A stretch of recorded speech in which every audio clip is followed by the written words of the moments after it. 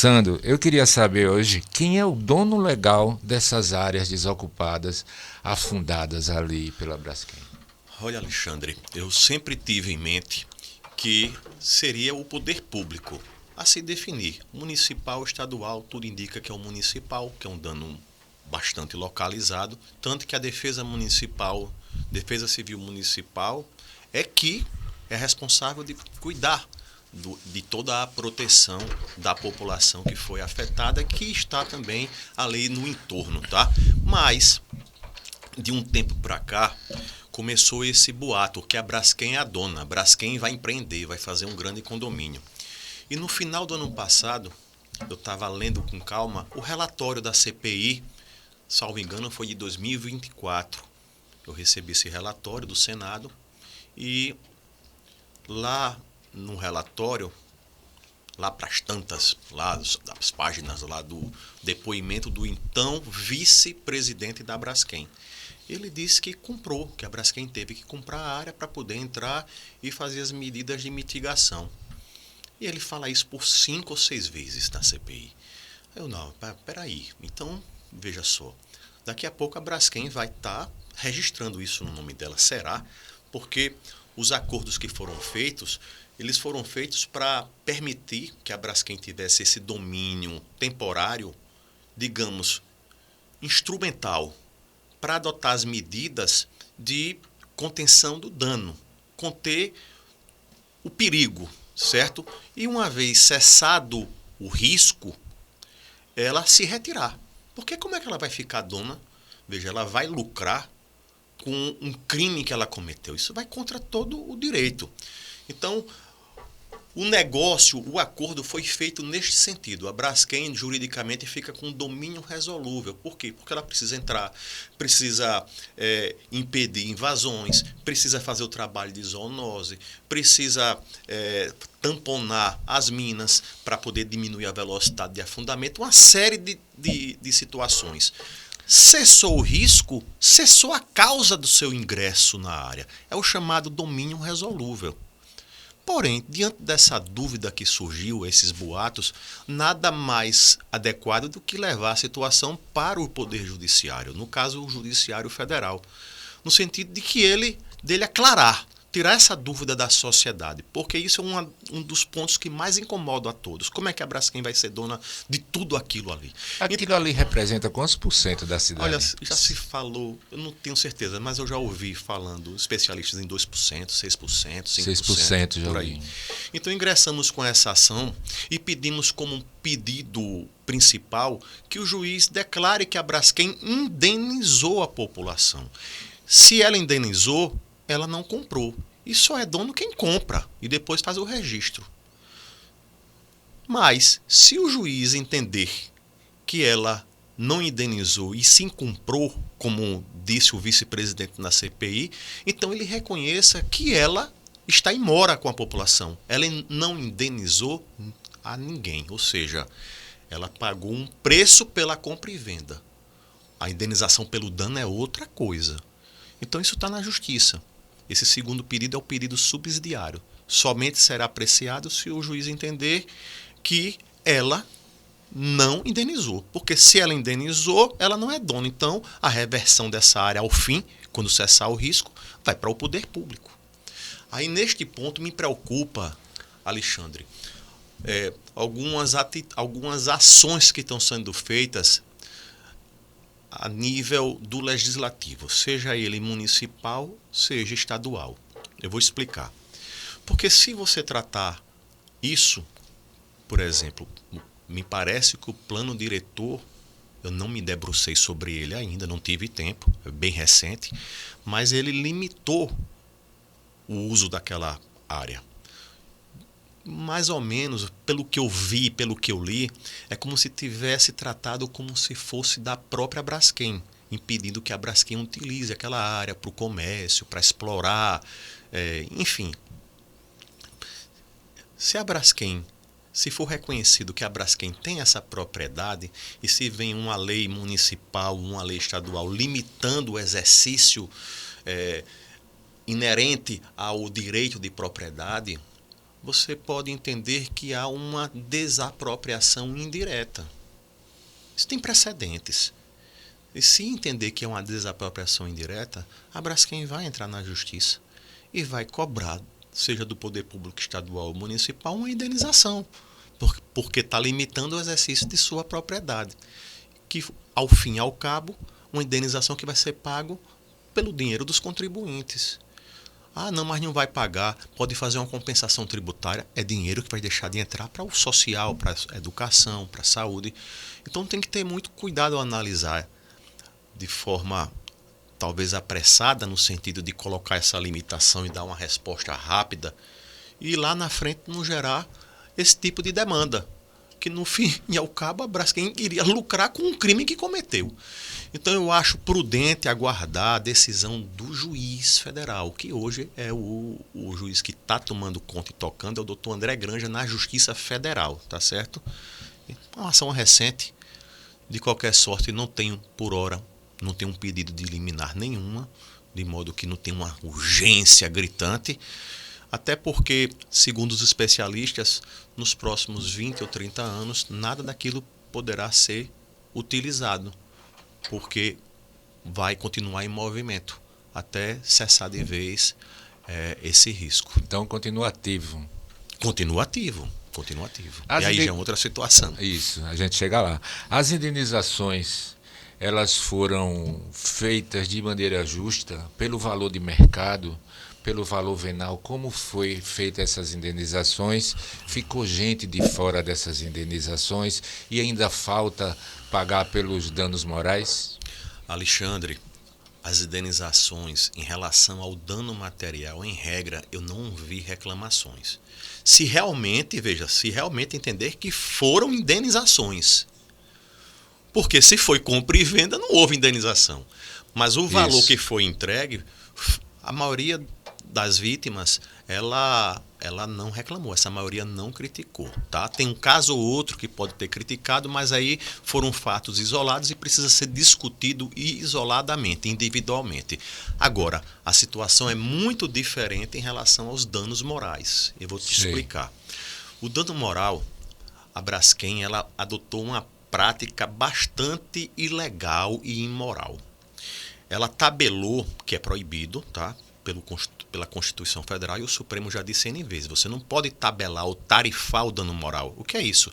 É você dizer, olha, se praticou tal ato, 15 mil, tal fato ilícito, 50 mil, para todo mundo, como se todos fossem iguais. Porque no final das contas, você vai tratar de forma igual os desiguais. O que foi que a Braskem fez? A Braskem tabelou em 40 mil, não por pessoa. E ainda é pior, veja, 40 mil por casa, tá? Então tem uma casa, digamos, que tenha 8 pessoas. E uma outra casa que tem 2 pessoas.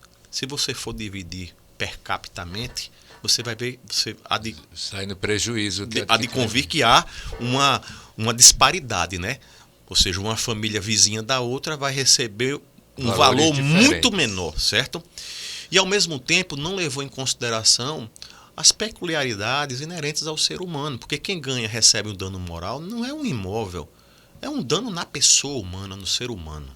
Então você não está levando em consideração se uma pessoa morava lá há 50 anos, há 30 anos, que tenha todo aquele vínculo comunitário com o meio ambiente social.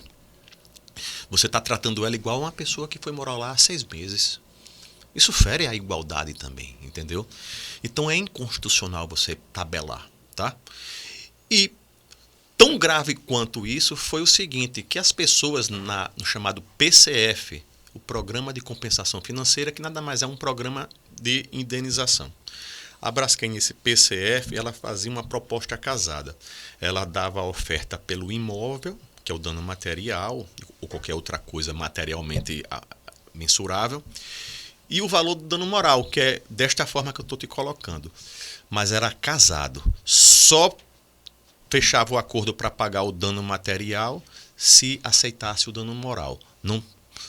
A Braskem não permitia que as pessoas dissessem, eu só quero o dano moral que eu vou discutir, só quero o dano material que eu vou discutir o dano moral. Aí virou uma questão na justiça. Aí, veja, as pessoas instadas a saírem pelo poder público municipal e federal, porque a área era de muito risco, com treinamento de sirene, de fuga. Vocês vão de recordar isso ali entre 2019 e 2022, 2023.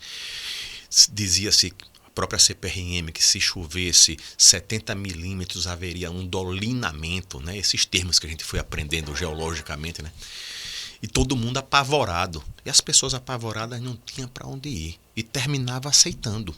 Os advogados, eu tive reuniões, fiz audiência pública só com advogados, porque eles que estavam ali acompanhando as vítimas. Eles disseram não, todas as propostas eram feitas desta forma. E a gente explicava para os nossos constituídos, né, nossos clientes, e a defensoria também, nos casos que participou, de que era ilegal, o dano moral era para ser maior. Só que a vítima ali dizia, tá bom, doutor, quanto tempo se eu não aceitar, a gente vai para a justiça? Porque eu não vou receber o dano material, que a Braskem disse que só faz acordo se for para aceitar os dois. É casado, uma proposta casada. Aí, olha, pelo prazo que a gente vê no CNJ, do tempo médio de um processo na federal, é de 4 anos, 4 a 5 anos. Grande maioria, Alexandre, não tem condições de esperar 4 ou 5 anos para um processo sem ter para onde ir, sem ter dinheiro para um aluguel. Tinha que se sujeitar realmente a isso. Os casos que foram para a justiça de pessoas que tinham uma melhor condição financeira maior, foram poucos. Você não pode tratar a exceção como regra. A regra, tanto que 98%, segundo a Braskem, aceitou o acordo. Então você não pode tratar a exceção como regra e regra como exceção. A grande maioria não tinha condições e se sujeitou a esse abuso da Braskem. Agora a gente fez uma ação para fazer a revisão de todos esses danos morais. E, infelizmente, na semana passada, o juiz julgou imprecedente, com, a meu ver, uma série de falhas no seu julgamento. Porque não permitiu a produção de provas. Veja, a gente protestou depois que ele despachou pedindo que a gente indicasse, mandando que a gente indicasse as provas que pretendia produzir. Nós indicamos e justificamos a necessidade, inclusive de audiência pública para ouvir a comunidade sobre todo esse abuso praticado pela Braskem. Simplesmente não houve nenhuma decisão, nem deferindo, nem indeferindo. E na sentença ela veio com vários pontos omissos, porque tínhamos 4 teses na ação e só enfrentou 2. E sequer enfrentou também a inversão do ônus da prova. Porque aí se aplicava também o Código de Defesa do Consumidor. Existe uma figura no direito chamada bystander, aqui no direito do consumidor, que é o consumidor a vítima do acidente de consumo, que ele se equipara a um consumidor. E como vítima de acidente de consumo, se adequa a tudo o que ocorreu aqui. Porque é nessa cadeia de produção da Braskem de minerar, tirar a matéria bruta, a salmoura, para transformar, para poder vender no mercado final. Isso se insere, isso não tem discussão. Até lá em Mariana, Brumadinho, também se aplicou o Código do Consumidor, porque ali era uma cadeia de produção. Então, o Código do Consumidor não se aplicou, que tem vários dispositivos que mandam anular de forma objetiva esses abusos, essas práticas abusivas, esses enriquecimentos ilícitos. Aí você vai me perguntar, mas por que enriquecimento ilícito da Braskem? Ora, se ela tabelou e pagou dano moral por casa, significa que ela pagou cerca de 16 mil danos morais. Foram 16 mil imóveis. Mas não são 16 mil pessoas. Cada casa dessa tinha 4, 3, 5 pessoas. São cerca de 60 mil pessoas.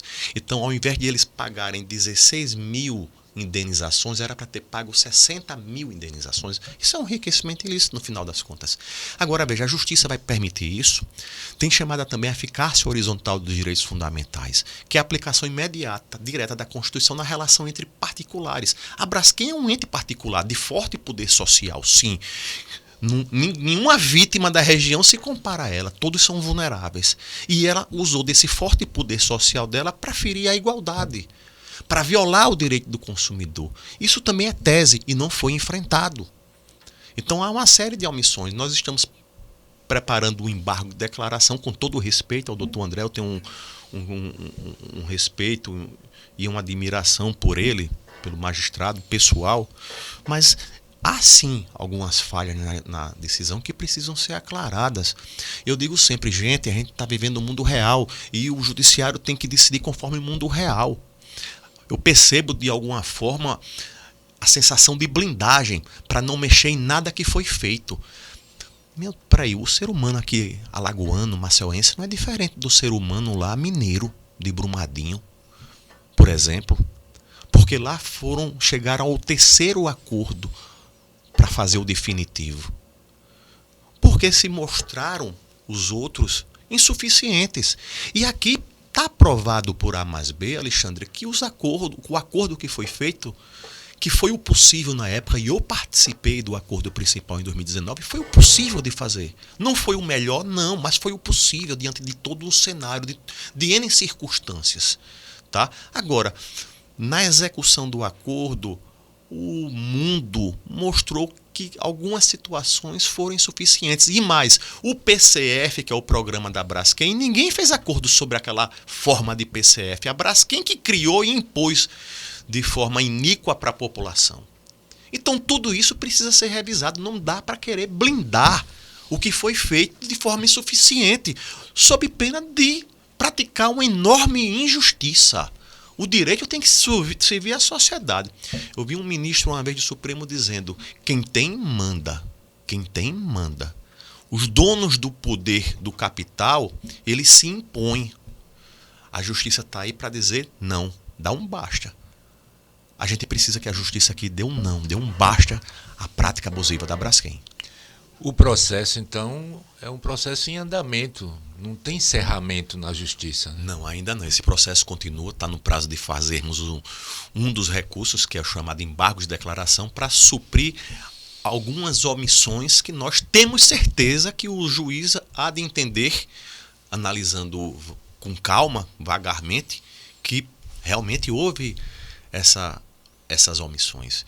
E ele precisa enfrentar essas teses da aplicação do direito do consumidor, da inversão do ônus da prova, das cláusulas abusivas, do contrato de adesão, da proposta casada, da aplicação direta da Constituição na relação entre particulares, envolvendo um ente que tem forte poder econômico e social, a chamada eficácia horizontal. E se o juiz entender que não procede, aí caberá sim um recurso para o TRF da 5ª Região, que é lá no Recife. E aí vamos rediscutir essa matéria e depois vai para Brasília. Isso não vai acabar logo não, a gente não vai deixar não. Quem concentra os dados técnicos mais completos desse desastre? Olha, Alexandre Câmara, em uma reunião que tivemos, eu tenho que fazer um certo histórico para te explicar. À vontade, tá? Tem todo o tempo. No início do ano passado, nós conseguimos articular uma equipe de pesquisadores aqui do Brasil e no exterior. Do exterior na Alemanha, em Potsdam, o GFZ. Esse é o Dr. Madel, considerado o maior especialista em afundamento do mundo. No episódio da Mina 18, a prefeitura trouxe ele para cá. A prefeitura de Maceió trouxe ele para cá. Tem fotos, tem registro. Passado aquele momento, uma equipe da prefeitura fez uma missão até lá, conversar com ele lá em Potsdam. Tem o doutor Djamil, que fica em Leipzig, no IFG, salvo engano, e a doutora Magdalena, uma PhD estudiosíssima, tanto da Alemanha quanto lá na Itália, e o pessoal de Hannover também, tudo na Alemanha. E no Brasil, o professor Fábio Furlan, do INPE, e o professor Marcos Hartung, salvo engano, um nomezinho assim, que é lá da Federal do Espírito Santo. E a ciência junto. A ciência trabalhando. Isso. Fizemos algumas reuniões, eles indicaram alguns documentos que eram necessários, nós requisitamos e passamos para eles fazerem essas pesquisas. Esses dados, vejam, esses dados têm que ser públicos e entregue a todos os pesquisadores para aprimorar o que está sendo feito. Pois bem, em agosto do ano passado, eles entregaram esse relatório. E esse relatório, ele apontou algumas falhas na metodologia que define a área de risco. Por exemplo, eles disseram que não pode haver métrica. Qual é a métrica? Foi definido aqui que seria de 5 milímetros ao ano de subsidência. Subsidência é deslocamento vertical, ou seja, afundamento. Ponto. Eles disseram que não pode haver métrica. Porque, de acordo com o material do imóvel e do solo, um movimento menores que esse pode causar dano e colocar em risco a família que está dentro. E isso tem ocorrido nos Flechais, no Bom Parto, nessa região mais humilde, mais vulnerável. E mais, não pode ser anual. Tem que ser o valor acumulado. Então, se tem 10 anos de subsidência, você não vai pegar só um ano. Você vai ter um ano que foram 10 milímetros, outro ano que foi 2, outro ano que foram 5. E no final você vai ver que faz uma diferença estúpida no movimento e nas fissuras e rachaduras nos imóveis. Então, não pode ser o movimento anual, tem que ser acumulado. E outra coisa, não pode ser apenas de afundamento, de deslocamento vertical, ou seja, subsidência. Tem que ser o horizontal, o que é o de arrastamento, porque isso também causa danos em toda a estrutura do imóvel. Isso não está sendo considerado na metodologia. Veja, isso é apenas um ponto. Eles disseram o seguinte: não existe validação na ciência mundial, internacional, nenhum estudo que valide essa metodologia que está sendo feita aqui em Maceió. Não há. Nem na academia, na literatura e nem na prática. Isso que estão fazendo aqui simplesmente é uma invenção local. E é uma invenção que contém o tamanho do problema. Tanto que se você for no entorno, tem vários imóveis com problema. Né? Com fissura, rachadura. Que estão fora está fora do mapa, está fora do mapa. Mas as famílias acordam que tem uma fissura quebrando toda a cerâmica, o azulejo da cozinha, por exemplo. Eu fui em várias casas. Nada acontece. Não, a Defesa Civil diz apenas que é má qualidade do material. Virou má qualidade do material, né? Casas antigas que nunca tiveram problemas. Não, ou então a culpa é do próprio dono do imóvel, porque ele não está dando manutenção. Mas desculpe, pode continuar. Aí veja. Outro ponto, os flechais. Os flechais nunca foi dito que havia movimento por conta da mineração. Os pesquisadores demonstraram que há sim um movimento nos flechais, inclusive acima do valor, essa métrica que não tem validação, mas mesmo diante dela tem movimentos que ultrapassam. Então o risco nos flechais não é só de ilhamento social, é geológico também. Aqui tivemos uma reunião no MP, depois no MPF, onde todos, tá lá na ata e eu tenho gravado, concordam. Aí veja, aí são essas coisas. Aí eles começam a dizer, não, mas veja, a questão dos 5 milímetros não é tão importante. Mas sempre se falou em todas as entrevistas, a Defesa Civil, técnico da Braskem, CPRM, mas já não tem tanta importância assim. Podia ser 2, 3, está lá, está na ata. Ah, pô, e por que não botar 2? Se você botar 2, tem muitos imóveis que vão entrar. Ah, tá. Aí vamos lá para a interferometria. A interferometria é que mede os movimentos mais mínimos que possam existir na região. Então, como é que está lá? Aí o Fábio Furlan, que é considerado o maior especialista disso aqui no Brasil e um dos maiores da América Latina, que é lá do INPE, mostra que tem realmente movimentos aí graves. Aí vem. Também não é tão importante, mas sempre se disse, olha, nós temos um interferômetro que medimos tudo, cada milímetro, cada segundo, tal. Aí, de repente, porque não interessa mais, porque está se demonstrando que há falhas nesse monitoramento, que não é tão importante também. Aí tudo começa a deixar de ser importante. Aí o que é mais importante? O mais importante é a visita de campo. É olhar as casas, são os fissurômetros para olhar. Pô, mas isso nunca foi dito que era o mais importante. Mas, infelizmente, essa visita de campo, segundo esses técnicos locais, tem constatado que o problema é da má qualidade do material, sempre, e não é nenhum problema do afundamento. Aí, por que eles dizem isso? Porque os caras que estão lá na Alemanha, os pesquisadores e os outros que estão lá em São Paulo, não têm a condição de estar aqui em campo. Mas eu fui em alguns imóveis que eles indicaram, que tinham um movimento diferenciado, e chegando lá, estava lá o que eles disseram que iríamos encontrar, várias rachaduras e fissuras. Mas então tá.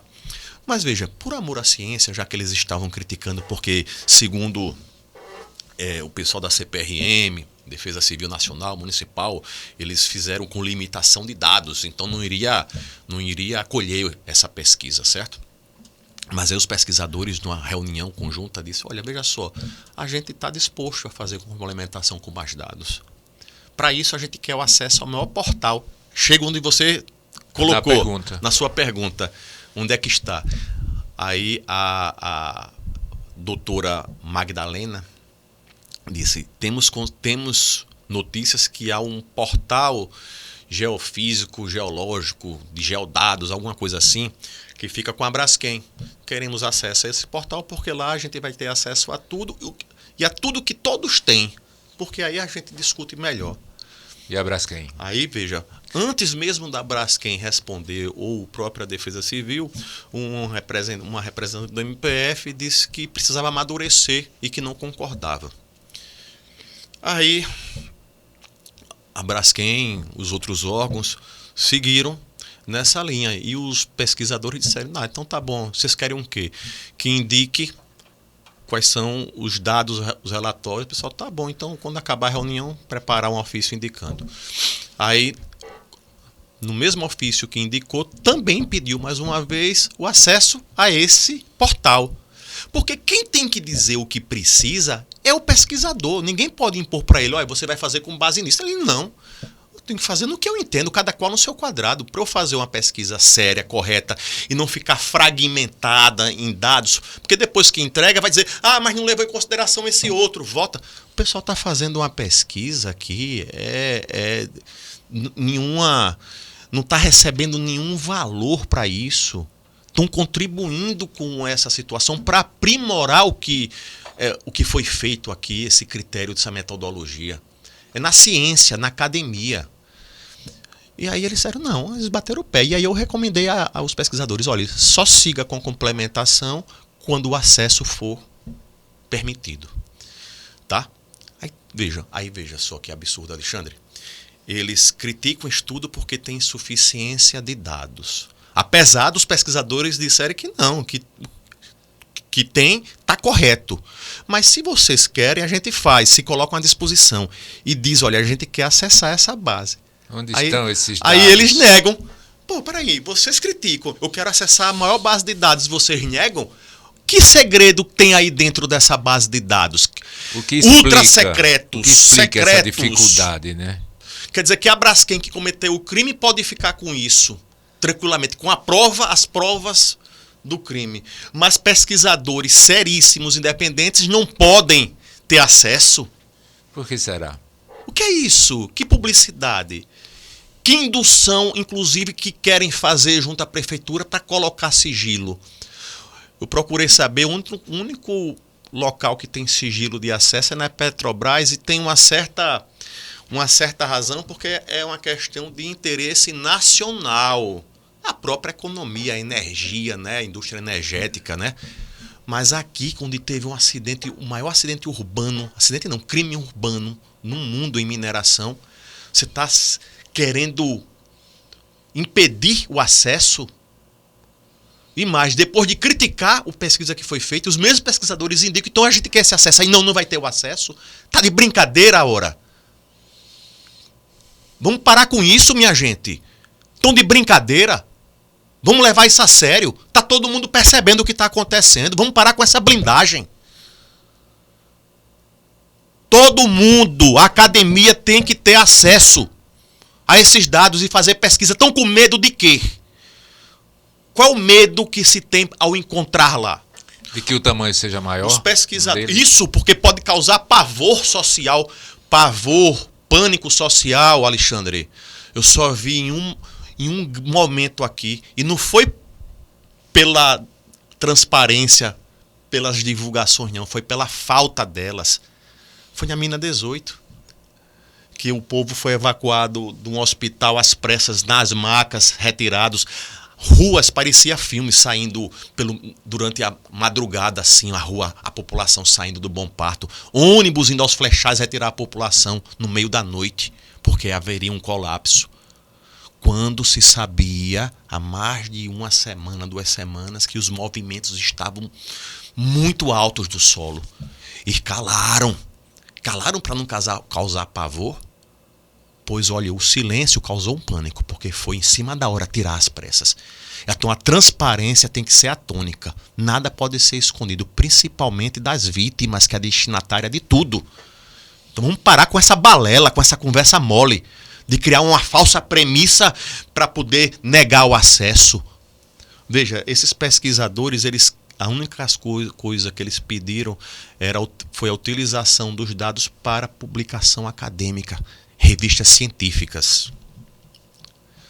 Querem colocar um sigilo para proibir isso e, com isso, desestimular pesquisas, estudos. Qual o pesquisador ou estudioso que vai querer se debruçar, ter o maior trabalho para no final não poder fazer uma publicação para a academia? A gente está falando de professores da Federal do Espírito Santo, do INPE, lá do GFZ e FG, na Alemanha. Que é isso, gente? Vamos parar com isso. Isso aqui é sério o que está acontecendo. O estudo foi sério. Agora, me parece, e o tempo tem demonstrado isso, que só o que presta é o que a Braskem concorda. O que ela não concorda não presta, não vale. Aí eu entro em um outro tema, ainda ligado a este. Você sabe, Alexandre, e população, cidadãos, vítimas, vocês devem saber, porque já denunciamos muito isso, que o Ministério da Integração, com suas CPRM e Defesa Civil Nacional, Defesa Civil Municipal, o Comitê de Acompanhamento Técnico, que a Braskem também faz parte, eles não acolheram essa pesquisa independente e no item 8.13 da nota número 1 de dezembro de 2025, eles não acolheram e disseram que não acolheram com base em 2 pesquisas feitas por consultores do Comitê de Acompanhamento Técnico, ou seja, o comitê deles, porque eles fazem parte desse comitê, ou seja, público, segundo eles, de uma empresa chamada Geoprojetos e de 2, botam sempre, sabe, professores da USP, 2 engenheiros da USP. Pois bem, e transcreveram ipsiliteris o que esses consultores deles, está lá na nota, consultores deles concluíram e fundamentaram. Fui procurar saber quem eram. Vamos lá, os 2 professores da USP, neste exato momento, neste não, mas até a última manifestação da Braskem no Bom Parto, eu acho que no final do ano passado, eram consultores particulares da Braskem.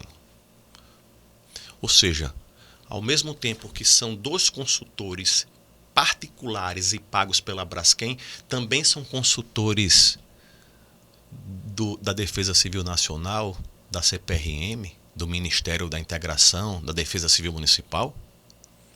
Que confusão é essa? Que mistura do público com o particular é esse? Eles finalmente estão falando para a empresa ou pelo poder público? E mais, esses 2 consultores são os mesmos de 2019, que a Braskem contratou também, e foi dito por eles que todo o problema aqui em Maceió era de ordem natural, não tinha nada a ver com o problema de mineração. Essa consultoria tem validade? Como faz? Aí veja, na CPI do Senado, eles indicou que eles sofreram captura cognitiva e não descartava a prática de crime. Tá bom? Esses 2 consultores, guarde isso. Geoprojeto, CEO da Geoprojeto, em 2019, era também consultor da Braskem particular. Fez um estudo com um pessoal que ele conhece, fez contato em Houston, no sentido de que o problema também aqui era de ordem natural, não tinha nada a ver. Tá? Pois passa 2019, tudo, né, tudo isso que aconteceu, né, a Braskem foi a causadora, ou seja, mostra que no mínimo esse pessoal foi negligente nessa análise deles na época, né? Um ano depois, meses depois, essa mesma Geoprojetos é contratada. E ele ainda CEO, ele não se afastou, continuou CEO para ser consultora do Comitê de Acompanhamento Técnico.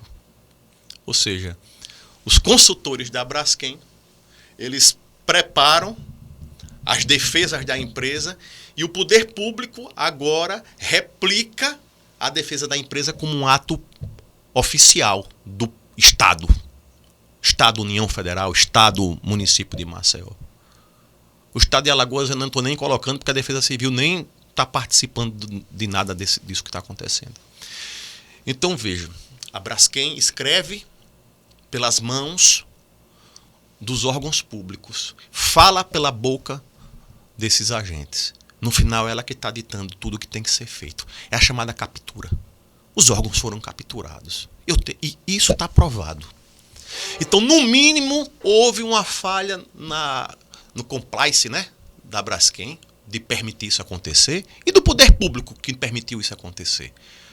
Pasmem, mandei um ofício para todos esses órgãos perguntando se eles tinham consciência disso, desse vínculo com a Braskem. Eles disseram que não tinha vínculo, que não sabia desse vínculo. Impressionante, né? Até porque é impressionante, porque nas reuniões que a Braskem vai, leva eles como consultores. Mas eles não sabiam.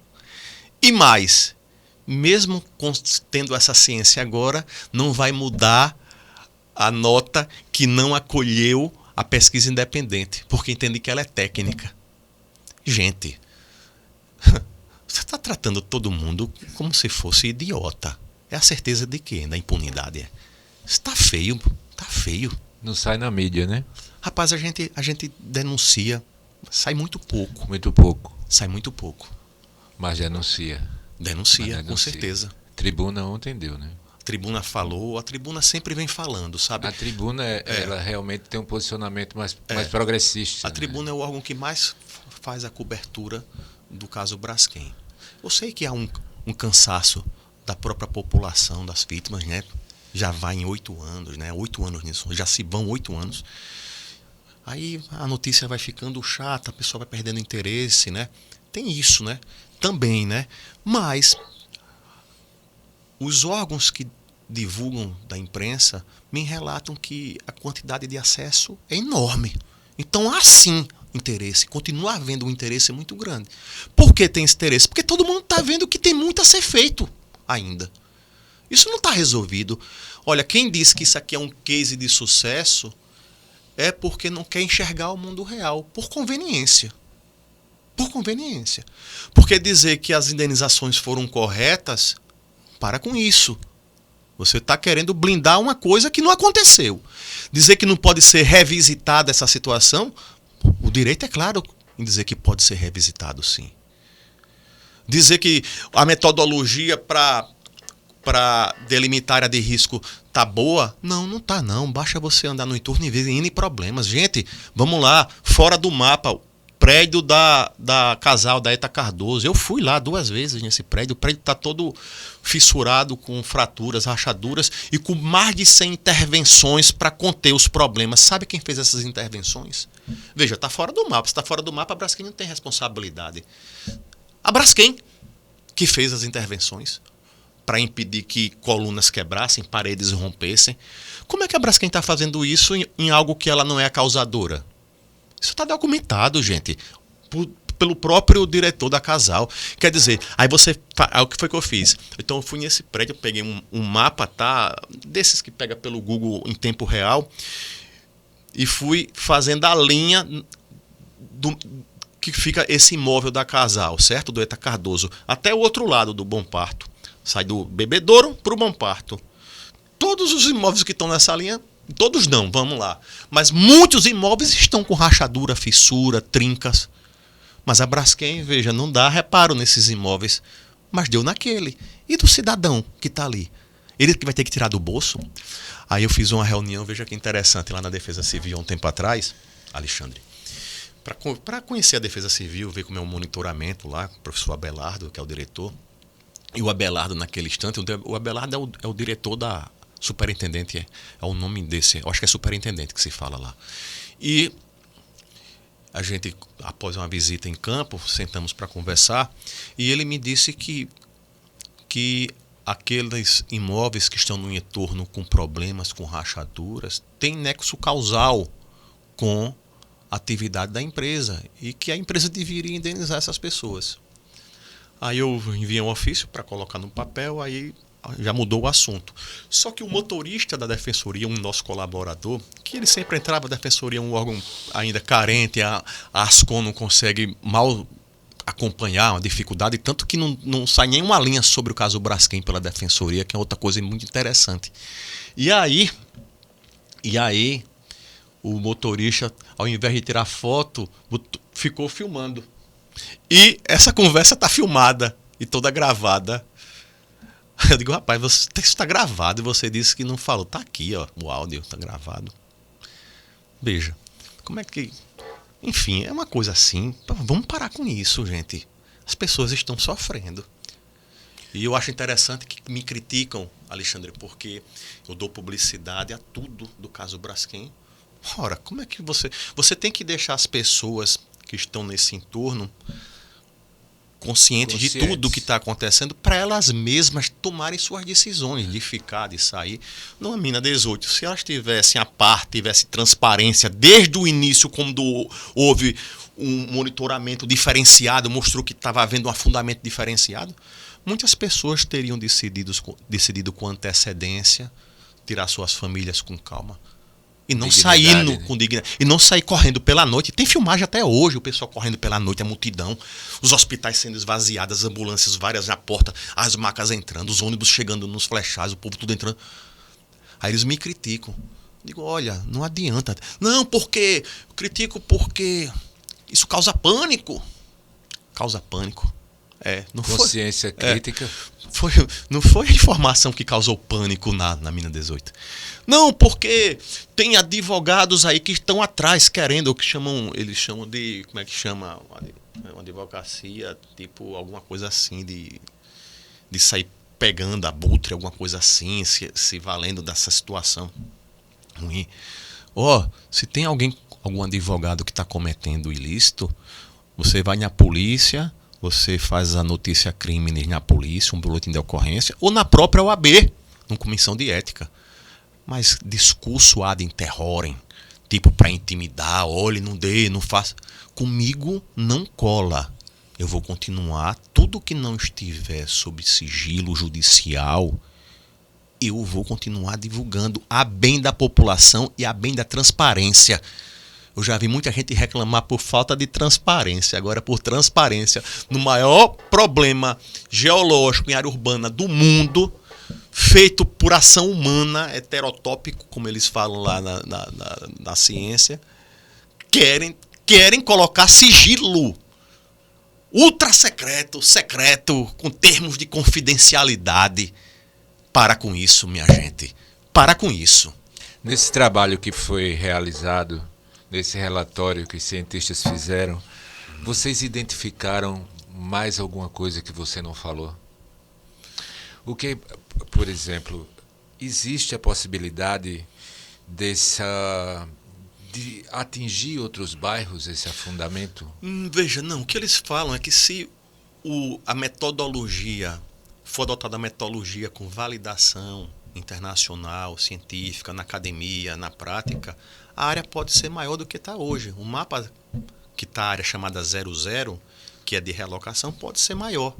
Se você for, rapaz, na General Hermes, umas 10 casas que sobraram na General Hermes, todas elas estão rachadas da metade para o final, igualzinho, em direção às minas. Aí veja, naqueles imóveis, as pessoas podem morar porque não causa risco. Aí vai para o pessoal da igreja, lá, do pastor Wellington, que tem uma fissurazinha de 2 milímetros e não pode não, está interditada. Congruência total, entendeu? A metodologia precisa ser revista. Veja, gente, o que vale aqui não é o argumento de autoridade. Quem manda aqui sou eu, né? Isso é de uma época autocrata, da ditadura, que vinha de cima para baixo. O que vale é a autoridade do argumento. É da boa ciência. A boa ciência você faz dialogando, trocando informações. O que os pesquisadores fizeram, gente, se dedicaram, é para aprimorar o controle, os critérios, a metodologia, que é única no mundo hoje, que está acontecendo aqui, a bem da população. Não é para desmerecer ninguém, não. Eles vieram para acrescentar. Mas o consultor da Braskem, que é professor da USP, não se apresenta como consultor da Braskem, e outros órgãos gostam de falar, é consultor, é professor da USP, sabe? É impressionante. Sem ser professor da USP, porque ele está ali não pela USP, está ali pela Braskem. Eles disseram que o que está sendo feito aqui, em breve vai ser adotado em todo o planeta Terra. Porque é um sucesso, é uma maravilha. Tá tudo perfeito aqui. O mesmo consultor que disse que era um problema de ordem natural em 2019, que não tinha nada a ver. Os mesmos consultores que a CPI acusou de terem sido vítimas de captura. Como é que eu falei? Captura de conhecimento. E que não descartou prática de crime. Está lá no relatório da CPI. Gente, peraí, e vão ficar dando peso, muito peso, a isso que está acontecendo, toda essa captura que está clara. Olha, eu estou falando, pode me processar, eu tenho tudo isso. E não vai dar peso ao que um pessoal externo, sem nenhum contato, nem com o poder público local, nem com a Braskem, fez? Ora, o professor Madi, que é o considerado o maior especialista em afundamento do mundo e foi trazido para Maceió pela prefeitura no episódio da Mina 18, e depois a prefeitura foi a missão para a Alemanha para conversar com ele lá. Agora o que ele está dizendo não presta? Porque não vai ao encontro do que estão fazendo aqui? Olha, se é uma questão de orgulho, vamos ter maturidade, acabar com esse orgulho tolo, que não está sendo bom para a comunidade, não. Vamos parar com isso. O acordo de 2 bilhões que foi feito com a prefeitura chegou nas vítimas? 1,7 bi. Olha só, Alexandre, na época algumas pessoas até me provocaram para que eu ingressasse com alguma medida ou que falasse sobre aquele acordo. Só que aquele acordo trata do patrimônio municipal, certo? São as ruas, meio-fio, prédio público, tá? Se ele foi feito de forma legal, proba ou não, quem tem competência constitucional para analisar eventual ilegalidade nesse patrimônio chamado interesse público secundário é o Ministério Público. Daí eu não me aprofundei. Seria o Ministério Público com a própria Procuradoria. A gente trabalha no interesse primário, que é justamente da segurança das pessoas, do ilhamento, da dignidade humana. Então eu só acompanhei, eu nem li, eu vi na imprensa as críticas e tal. Só que o então prefeito, o JHC, que fez um trabalho muito bom na prefeitura, isso é inegável, foram vários avanços. Eu tive um impasse com ele por conta da situação dos flechais, porque em 2 oportunidades ele disse que iria realocar e depois não cumpriu, e criou uma expectativa muito grande. E em relação ao recurso do acordo da prefeitura, eu tenho uma relação boa, ele era deputado, eu era presidente da associação, tive uma relação boa, mas por conta disso terminei perdendo o contato por conta dos flechais com o então prefeito JHC. Em relação ao dinheiro do acordo, o prefeito, o então prefeito, ele disse que iria destinar parte desses recursos para o chamado Fundo de Amparo ao Morador. Eu estou sendo um pouco lento porque eu estou puxando na memória. O chamado FAM, isso está nas redes dele, em mais de uma oportunidade, que iria para o Fundo de Amparo ao Morador, que iria ajudar as vítimas, certo? Inclusive o procurador-geral do município, eu não sei se mudou ou não, se ele continua, é o doutor João Lobo, que é uma pessoa que eu tenho um carinho, admiração, gosto muito dele. E ele foi para a CPI e confirmou isso na CPI, certo? Só que a gente faz uma requisição porque recebemos uma denúncia que o CIFAM não estava funcionando, esse Fundo de Amparo ao Morador. E em resposta, a prefeitura nos disse que, trocando em miúdos para o povo entender, que esse fundo, na realidade, de fundo só tem um nome. não é bem um fundo para aportar dinheiro. Na realidade, é um programa que foi criado para amparar as vítimas e que não teria e não tinha. Eu perguntei até quanto tinha, não tinha nada, não tinha dinheiro nenhum, não foi É colocado. teórico. Agora, um fundo que não é o fundo, é aquela história, sabe? Você. Para aí, pô. Mas veja, tem um ato ali, o prefeito, então o prefeito ele usa muitas redes sociais para divulgar os atos de gestão. Então, no momento que ele divulga um ato ali, veja. É um documento. É um documento, né? É o diário oficial dele. Ele está divulgando, são novos tempos. Ele divulgou, criou uma expectativa legítima. E tem decisões e decisões do STJ dizendo que essa expectativa legítima tem que ser cumprida. Não pode ser jogada ao vento uma promessa vazia. E com base nisso a gente entrou com a ação para poder obrigar que parte desses recursos fossem destinados ao Fundo de Amparo ao Morador, conforme ato da prefeitura através do prefeito.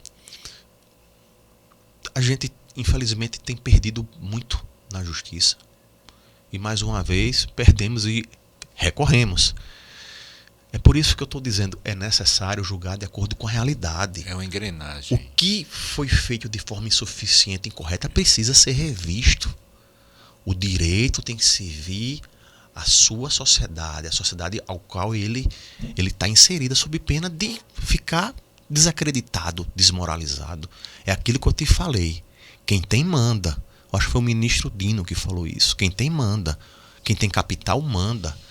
Cabe ao judiciário, com a lei, dizer basta, daqui você não passa. Tem que rever muita coisa sim. Tem muita coisa errada.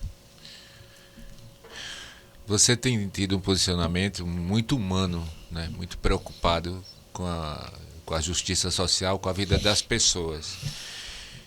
Como que esse pessoal está conseguindo viver ali nos Flechais diante dessa situação? Porque que estrutura social eles têm ali? Escola, ônibus, posto de saúde, não tem mais nada, né? Como é que está a situação deles ali? Cara, Alexandre, Flechais, certo? É a face, eu tenho dito já em vários locais, a face mais cruel do que tem ocorrido. É o pior dos mundos. Lá tem o ilhamento socioeconômico e também tem risco geológico, apontado agora pelos geólogos internacionais, pelo Grupo de Pesquisa Internacional, que nessa reunião no MPF, tanto o geólogo da Braskem quanto um dos consultores, esse só do CAT, confirmaram que existe esse movimento sim nos Flechais. Tá? É o pior dos mundos. Professora Gardênia, doutora Gardênia, uma arquiteta urbanista, permita-me aqui falar um pouco disso que eu esqueci naquele outro momento. Ela participou, ela era secretária executiva de uma dessas pastas estratégicas que trabalhava junto ao caso Braskem. E ela participou de todo o acordo que foi feito de requalificação, reurbanização, seja o nome que queiram dar bonito lá, para os Flechais, mantendo sem alternativa para a população, porque tá, eu não vou misturar muito não. Então ela participou, tá? Depois do resultado dessa pesquisa internacional, bem como passado cerca de 3 anos do acordo que foi feito para requalificar, ela me procurou e quis dar um depoimento, dizendo que o mundo real, a dinâmica dos fatos, mostrou que o acordo não foi bom. A ideia foi boa na época, mas que a sua execução estava se mostrando ruim para a sociedade, que não era bom e que não vai resolver o chamado ilhamento social com o retorno da dinâmica da economia que existia. Primeiro porque não tem mais entorno ali, Isso. A população que mexia nos Flechais. Segundo, que ninguém vai empreender, ou seja, vai botar comércio para dar movimento lá, em um local que corre risco, sim. Olha que interessante, foi anunciado, faço uma pausa aqui, um corte, pela prefeitura, que vai fazer um Minha Casa e Minha Vida lá nos Flechais para tirar cerca de 160 casas da chamada Quebradas, que é a barreira do Flechal. Isso não estava no programa original, isso surgiu agora depois da pesquisa internacional que mostra o risco. Aí veja, Pelo menos assim foi me passado. E de fato eu não tinha ouvido falar isso há 2 anos, nem há 1 ano atrás, não. Só agora. Então veja. Veja, é um depoimento, não é qualquer, é de uma técnica urbanística que construiu o projeto de requalificação. Isso eu já juntei no processo. Está lá o depoimento dela. Então veja. Os flechais, o antropólogo do próprio Ministério Público Federal, Dr. Ivan, depois de ter feito um grande estudo, mais completo até agora, ele concluiu, por uma questão até de inteligência, ele disse, que tem que dar alternativa à população. Os que quiserem sair com a indenização correta. E os que querem permanecer, permaneçam com a devida obra de requalificação. Perfeito. Só que o acordo de requalificação desconsiderou a vontade das pessoas. Todo mundo vai ter que ficar. E quando terminar o programa de requalificação, as obras, a equipe vai se reunir e ver se acabou o ilhamento, a dinâmica voltou. Se não voltou, aí vão ver o que é que vão fazer. Mas até lá essas pessoas estão lá sofrendo. Estão sofrendo, estão com a pele em risco, a pele em jogo, sofrendo. E mais, daqui a pouco fará 2 anos de fim do prazo. O prazo acabou em outubro do ano passado, gente, da requalificação. Passa o prazo, as pessoas continuam lá, todo mundo adoecendo, pessoas tirou a vida de filha, tirar a vida de... Uma coisa cruel, é cruel. Eu tive lá há pouco tempo com o Conselho Nacional de Direitos Humanos. Tiveram aqui novamente. Eles estiveram em 2023 e retomaram a missão há 2 semanas. Aí lá andando, tem lá no final dos flechais a maior obra que vai ser o centro do comércio. O pessoal, quem vai comercializar num lugar que tem aqui 600 casas, só aqui, isolada, quem é que vem sair para... Gente, não é porque é uma população vulnerável, tá? Que pode ser tratada como inimputável, ou seja, que não sabe o que é melhor para a vida delas. Elas sabem. E quem mora lá são elas. Não é correto você estar no seu local seguro, tá? Da sua casa, no conforto, na segurança, tá decidindo por que é bom para elas, não. A não ser que você fosse para lá, morar lá. Eu nunca entendi, porque são quantas casas ali, quantas famílias... Veja, juntando as quebradas, que é justamente a barreira, cerca de 800. Aí você vai ter 800 casas, você vai ter cerca de 2.000 e poucas famílias, por aí 3.000 famílias, em torno disso. 3.000 pessoas, desculpa. Agora veja, aí a gente entra com ação, eu fiz uma ação, né? Aí foi por isso que o pessoal começou a ficar chateado dos outros órgãos conosco. Porque a gente teve que fazer, nós fomos procurados pela população e fomos questionar a situação que foi pactuada. O papel da defensoria. É o nosso papel constitucional. E nisso a gente leva várias provas. Nesse processo já tem cerca de 9 estudos independentes mostrando que a população tem que ser relocada. Só tem um, Alexandre, contra, pessoal. Só tem um estudo contra. Sabe de quem é o estudo? De uma empresa diagonal paga pela Braskem. Aí volta ao que eu disse quase agora. Só presta o que a Braskem paga. Quer dizer que você pega o próprio antropólogo do MPF, não serve. O antropólogo da UNEAL não presta. Um relatório do Conselho Nacional de Direitos Humanos que está lá juntado não presta. Um relatório da CPI não presta. Um relatório dois relatórios da OAB também não valem nada. Entendeu? Um relatório da Faculdade de Urbanismo e Arquitetura não vale nada. Que foi até aquele professor Dilson que fez. Foi ali quando eu o conheci.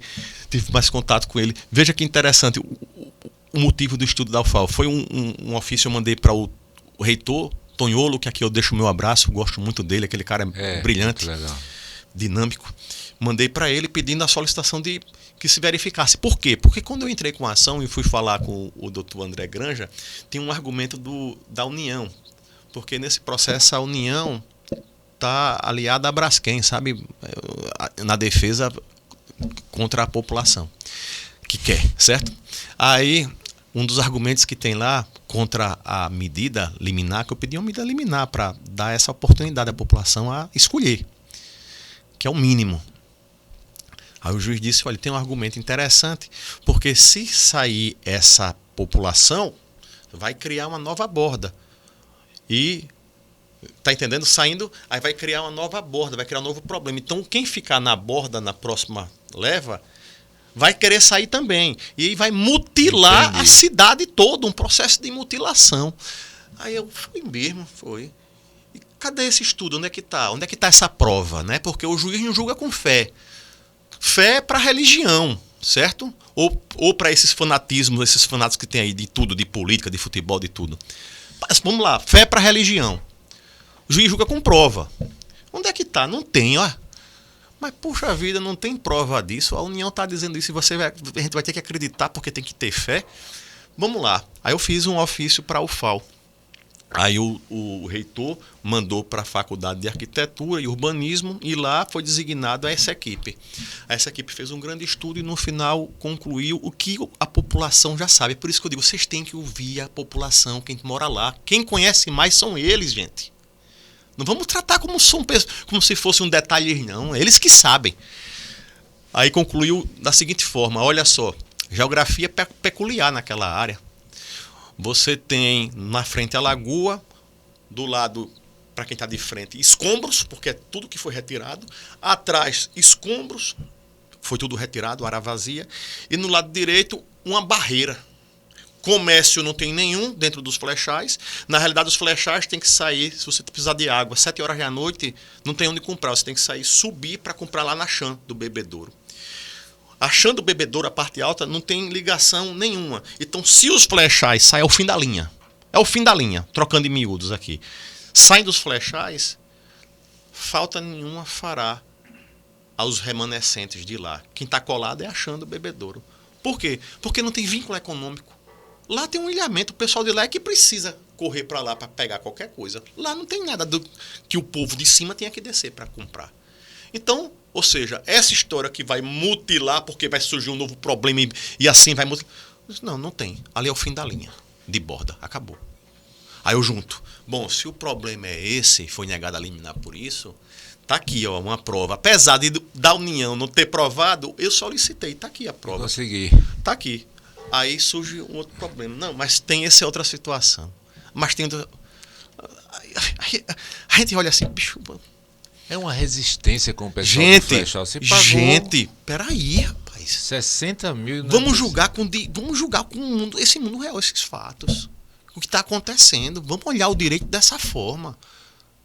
Eu confio no doutor André Granja que ele vai dar. Ele deu uma decisão repartindo o processo, deu uma parte indenizatória. Mas ninguém gostou dessa parte indenizatória, todo mundo recorreu. O TRF recentemente julgou o último recurso da Braskem, porque a Braskem queria matar o processo que ficou. O que ficou aqui era justamente para tratar da realocação, tá? A gente tem que ser justo. Que o doutor André deixou aqui porque quer instruir, aprofundar as provas. Apesar de, que eu digo, o processo está transbordando de prova, desculpa, está transbordando, já está cheio de prova. Mas então tá, vamos fazer audiência judicial pública, vamos ouvir o povo, né? Tudo bem. O convencimento tem que ser do juiz. A Braskem lá no TRF queria, julgando uma parte que não tinha nada a ver com realocação, queria que o TRF fizesse a chamada supressão de instância. Julgasse um processo de primeiro grau sem esse processo ter sido julgado, como se a instância originária fosse no próprio TRF. A Braskem faz tudo para matar os processos sem exame de mérito. O que é isso? Sem examinar os pedidos, o bem da vida que o povo está precisando. É uma crueldade, sabe? E vai contra. Aí eu me revolto com o judiciário, principalmente o TRF, alguns julgadores lá, que têm acolhido questiúnculas formais que não era nem para acolher, tá? Violando a chamada primazia do mérito, que é um princípio, um valor máximo da reforma do Código de Processo Civil para poder examinar melhor o que é levado para a justiça. Aí veja, admite um agravo de instrumento, um recurso que nem cabe para tratar dessa situação e ainda pretende se extinguir um processo violando a primazia do mérito. E a gente está falando de ação coletiva, onde tem que dar maior amplitude possível na área jurídica para todos os atores participarem, levarem elementos para formar a melhor convicção. É você estabelecer a democracia dentro do processo. Todos que estão ali com representatividade participarem, seja associação, seja órgãos estatais, tudo. E você não tem... Na justiça, eu não estou vendo nada do que a doutrina, do que a lei manda fazer. Eu não estou vendo na prática.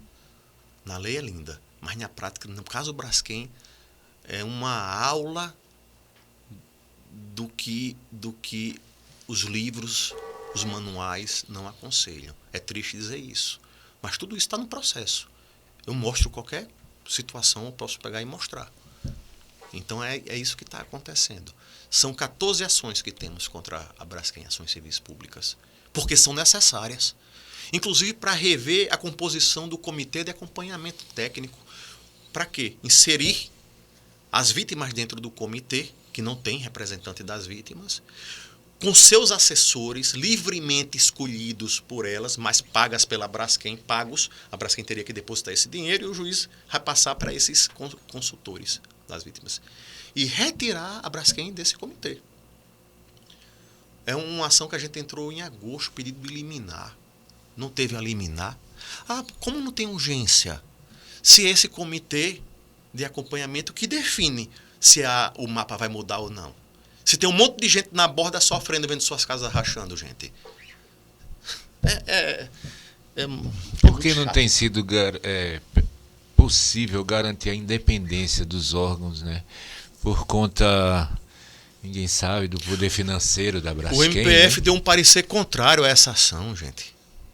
Dizendo que estava começando a tratar disso dentro do próprio MP, junto com a Braskem. Mas só foi abrir para tratar disso depois que a gente entrou com a ação. Antes não estava tratando. Aí só que esse comitê, o prazo de validade dele era até o dia 30 de dezembro de 2025. Acabou e não foi refeito o comitê. E a ação está lá, ou seja, era para ter, se tivesse apreciado e dado um parecer favorável, a gente estava refazendo esse comitê da forma legal, correta, moral, ética. Você não consegue, você tenta por todos os caminhos e você é barrado aqui, é barrado aqui, é barrado aqui e continua resistente. Sim, como uma missão, né? Sim, a gente não cansa não. Você cansa, tá cansado, Ricardo? Não tô de jeito nenhum. Tô com todo o gás para enfrentar todos esses empecilhos e ingressar com novas medidas. Até o Supremo, até a Corte Interamericana de Direitos Humanos. Canso não desse processo não. Às vezes a gente fica a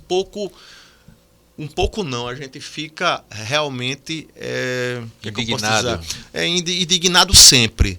Eu acho que todo defensor público tem que ser indignado. Se ele perder a capacidade de se indignar, não vai fazer a defesa adequada da população, não. Tem que ser um indignado, tá? Eu sou indignado mesmo com muitas situações. Seja da Braskem, seja na saúde pública, estadual, municipal, federal. Com essas coisas, esses desmandos, a gente tem que ser indignado para tentar, que é o que nos move para tentar mudar, certo? A gente recebeu um poder da Constituição, que é o poder de postular em juízo a defesa do povo. Não é pouca coisa, isso é importante. Deixa frustrado. A palavra é essa. Às vezes a gente fica frustrado, vai dormir frustrado, triste.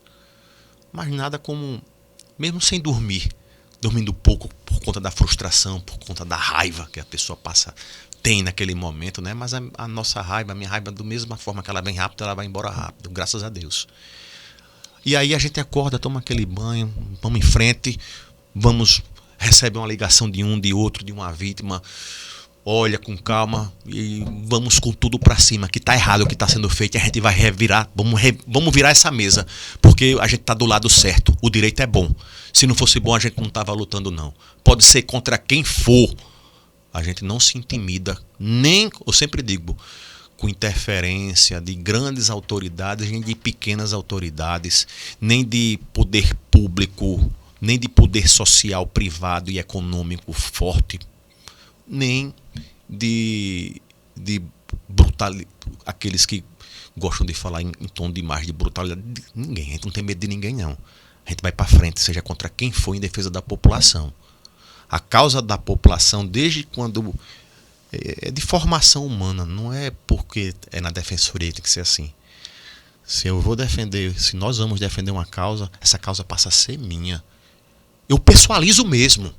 Ah, é errado pessoalizar. Eu não quero saber. Eu trato pessoal. Todas as causas que eu defendo, eu trato pessoal mesmo. Não vou perder, não quero perder porque está errado o que está acontecendo. A gente não pode banalizar o Instituto da Ação Civil Pública, porque é um instituto que dá resultado para milhares de pessoas, não ajuda apenas uma. Milhares. Então, se você banaliza, você perde a credibilidade. A gente não perdeu uma ação civil pública, não. A gente não vai perder dessa vez, não. Então, para a gente entrar com uma ação civil pública, a gente pondera muito, pesquisa, faz audiência pública, requer todos os documentos, requisita, faz um juízo de valor. O primeiro juiz de uma causa é o seu advogado, é o seu defensor. Então, você primeiro tem que se convencer. Porque se você não se convencer, você não vai conseguir fazer uma boa defesa. Então, quando a gente entra, a gente está convencido que aquele direito é bom, é correto, é legítimo, é moral, é legal, é constitucional. E quando a gente abraça, a gente não pode temer a ninguém. A ninguém, seja qual for o poder. E é assim que a gente vai continuar trabalhando, Alexandre. E é assim que a gente termina o programa de hoje com essa figura incrível, honrada, com uma moral ilibada, uma pessoa honesta que luta pelo povo. Porque eu acho que o objetivo é esse, é a justiça social e lutar pelas pessoas. E queria agradecer demais a sua presença. E se você desejar deixar alguma palavra para as pessoas dos Flechais, para as pessoas que estão no entorno, da sua resistência e da sua persistência aí. O que eu peço é que resistam. Eu sei que é difícil para todos vocês estão cansados, mas resistam. Tenham esperança na justiça, tenham fé na justiça, não percam a esperança. Nós vamos continuar lutando em todas as instâncias. Isso não é uma corrida de 100 metros, isso é uma maratona. Temos que ter fôlego sim para chegar até o final. O direito é bom, eu acredito nele. E eu acredito que a gente vai se sagrar, vamos nos sagrar vitoriosos. Aqui ou lá no STJ ou no STF. É como eu te disse, né? Quem tem dinheiro manda o capital. A justiça está aí para dizer um basta. Tem lei aqui e você não pode tudo. Braskem, você não pode tudo. Todo mundo tem que ter essa consciência. Todos os órgãos têm que se unir para rever o que foi insuficiente.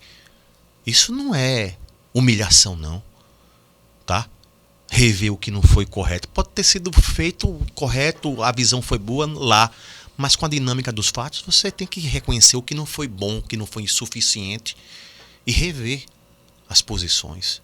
A gente tem feito isso, todo mundo tem que fazer isso. Então, olha, mantenham a esperança, tá? Não baixem a cabeça, continuem denunciando os problemas que estão acontecendo, continuem chamando para ir na casa de vocês, a gente vai para analisar, para documentar. A gente vai até o fim. Doa quem doer, a qualquer um, seja autoridade pública, seja autoridade privada, essas autoridadezinhas, como vocês falam por aí, a gente não está ligando para isso, não. A gente está ligando para o direito do cidadão que tem que ser protegido e tem que ser integralmente reparado pelo que a Braskem fez. Então é isso, tá bom? Vamos junto, força, fé, que tudo vai dar certo, sim. Precisamos de mais homens públicos íntegros, como o Ricardo Melro. Semana que vem a gente volta. Muito obrigado pela audiência.